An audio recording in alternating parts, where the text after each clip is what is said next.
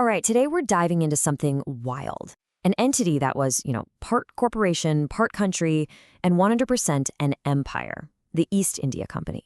But listen, this is not going to be your typical boring history lesson. Nope, this is really a story about people, about massive ambition, and about a corporate culture that literally reshaped the world right before it all came crashing down.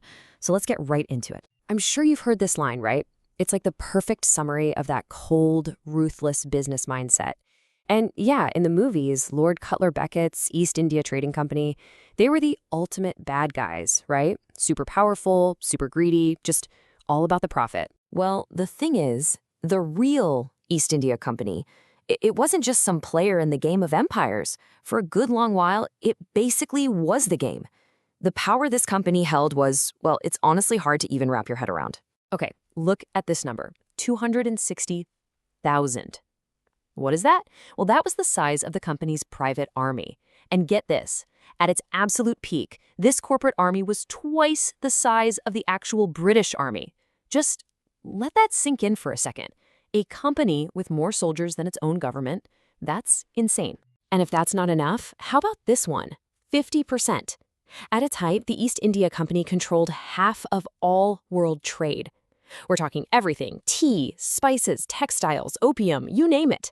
A single private company had its hands on the entire global economy. And this is the thing you've got to understand. This wasn't a country. We're talking about a private for-profit company run from just one office in London that somehow grew powerful enough to rule an entire subcontinent and control the lives of hundreds of millions of people. So first up, let's break down what this organization actually was. Because really, it was something the world had never seen before. Okay, so it all started way back in 1600. A bunch of merchants got a royal charter from the Queen of England, giving them a total monopoly on all trade with the East. I mean, it began pretty small, just a few ships, a simple goal: make money. But what it turned into was something else entirely. So the big question is, how on earth did that happen, right? How does a group of merchants go from a simple trading business to an empire? Well, this jump from trade to territory happened shockingly fast.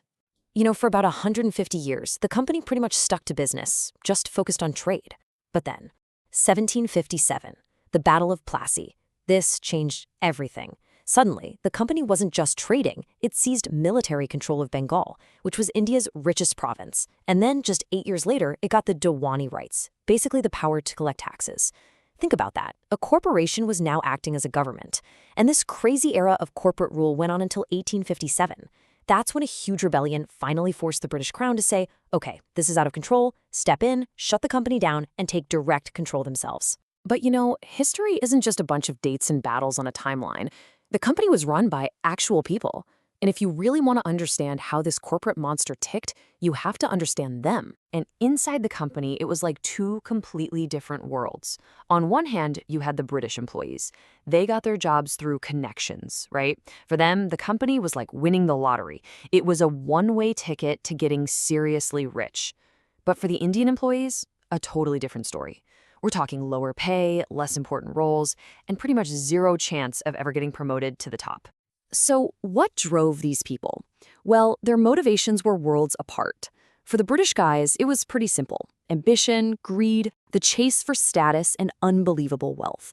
But for the Indian soldiers, the sepoys, who were, by the way, the absolute backbone of the company's army, the reasons were much more practical.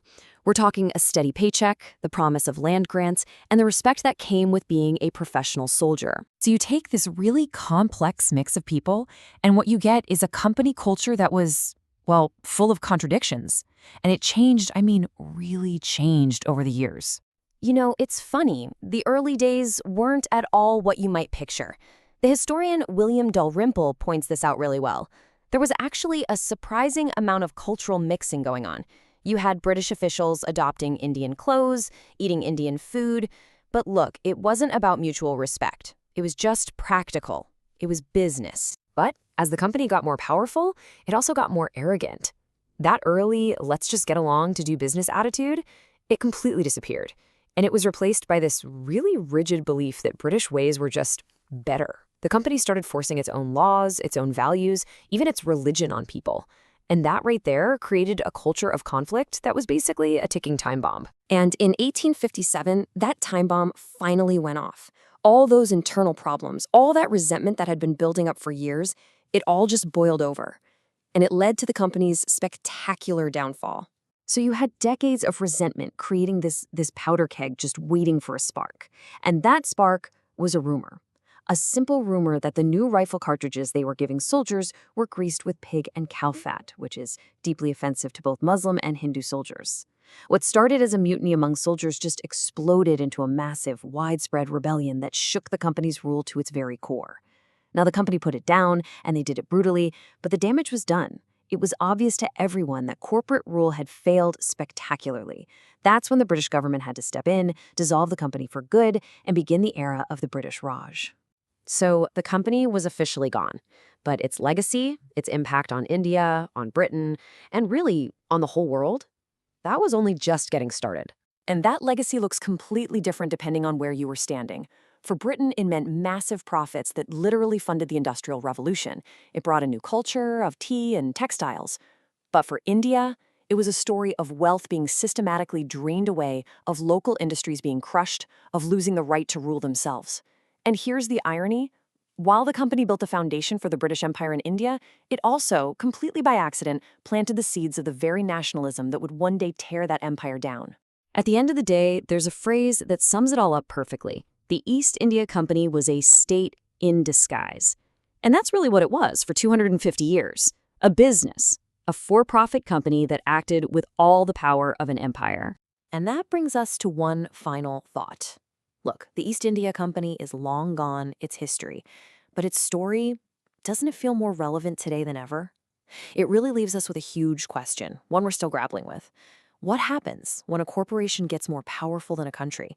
And maybe more importantly, what are the safeguards? What are the rules when pure profit is the only thing driving that immense power?